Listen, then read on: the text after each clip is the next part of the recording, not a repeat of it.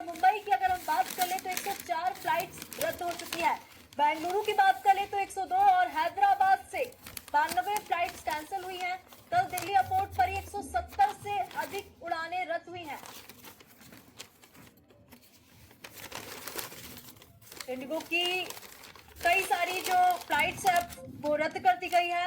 और न केवल दिल्ली, अगर हम बात कर ले हैदराबाद की बात कर ले, बेंगलुरु की बात कर ले, मुंबई की बात कर ले, जयपुर की बात कर ले, यहाँ पर भी कई फ्लाइट्स कैंसिल हुई है, जिस कारण सब यात्रियों को काफी दिक्कतों का यहाँ पे सामना करना पड़ रहा है।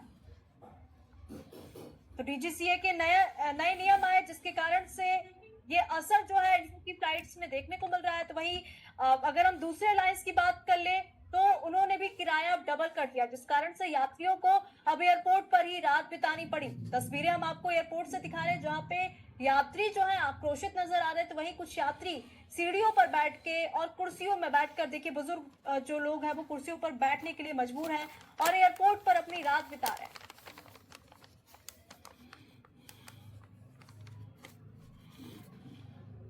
तो एयरपोर्ट से हम आपको ये तस्वीरें दिखा रहे हैं जहां पे देश भर में इंडिगो पैसेंजर्स जो है अब परेशान हैं और झगड़े जैसे हालात एयरपोर्ट पर बन चुके हैं। सीढ़ियों और कुर्सियों पर अब यात्री जो है अपनी रात गुजारने के लिए मजबूर है। तो हजारों सूटकेस भी इधर उधर बिखरे नजर आए पड़े हुए। तो वहीं आपको बता दें 400 से भी अधिक फाइलें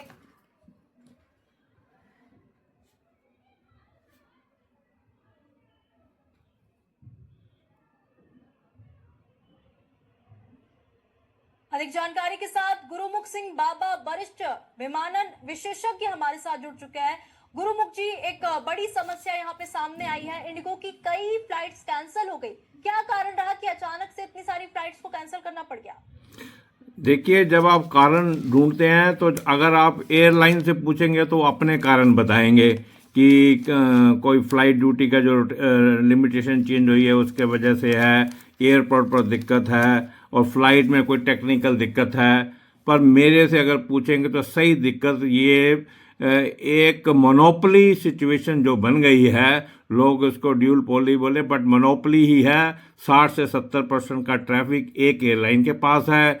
2200, 2300, 2500 तक की उनकी फ्लाइट्स पर डे की हैं। और ऐसे केस के अंदर के 5-7% अगर कैंसिलेशन भी कोई बोले तो टेक्निकली वो बोले कि कुछ भी नहीं है, 5% 7% है, पर नेशन जो है एट ए हॉल्ट हो जाता है। और यही हुआ है। और इन ए वे जो गवर्नमेंट ने थोड़ा बहुत पैसेंजर्स के बारे में सोचना शुरू करा था, उस सोचने की आर्म ट्विस्टिंग जो है वो एयरलाइंस ने अब करके दिखाई है। यह मोनोपोली का इम्पैक्ट है। 2 एयरलाइंस मिलके, 3 एयरलाइंस मिलके पूरी गवर्नमेंट को रोक दिया उन्होंने। और ये मैं 1-2 दिन से कह रहा हूँ, कोई आदमी उसको नहीं सुन रहा था कि अभी वो आर्म ट्विस्टिंग करेंगे कि आप कौन होते हैं रूल चेंज करने वाले। जब इंटरनेशनल रूल है कि इतनी फ्लाइट्स के ऊपर इतने आवर पर इतने पायलट, इतना स्टाफ आपको रखना है, एयरपोर्ट पर स्टाफ नहीं रखते, झगड़े होते हैं। फ्लाइट में पायलट नहीं रखते, फ्लाइट डिले होती हैं। और अगर गवर्नमेंट उसको ठीक करने की कोशिश करती है तो उन्होंने ये करके दिखा दिया कि आपकी क्या हैसियत है सरकार की। तो अब ये पैसेंजर्स को बिल्कुल ही इग्नोर करने की एक तरफ हम जा रहे हैं कि पैसेंजर इज नथिंग इनके लिए। और हर आदमी ने अपनी यूनियन बना रखी है। एयरपोर्ट्स की यूनियन है, एयरलाइंस की यूनियन है, पैसेंजर की कोई यूनियन नहीं है। एक एयर ट्रैवल एसोसिएशन है, उसको ना किसी मीटिंग में बुलाते हैं ना उसकी कभी सुनते हैं। तो ये एक सिचुएशन है और बड़ी अनफॉर्चुनेट है। ठीक है गुरुमुख जी, इसका समाधान कब तक हो जाएगा?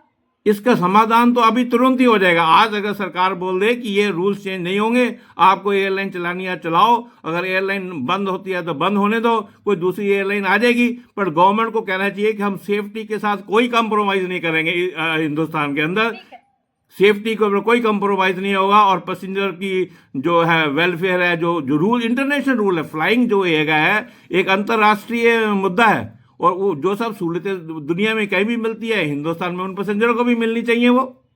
बिल्कुल ठीक है गुरुमुख जी, धन्यवाद हमारे साथ जुड़ने के लिए और तमाम जानकारी साझा करने के लिए। Right, thank you. इस इंडिगो की सभी उड़ानें रद्द हो चुकी है। रात 12 बजे तक सब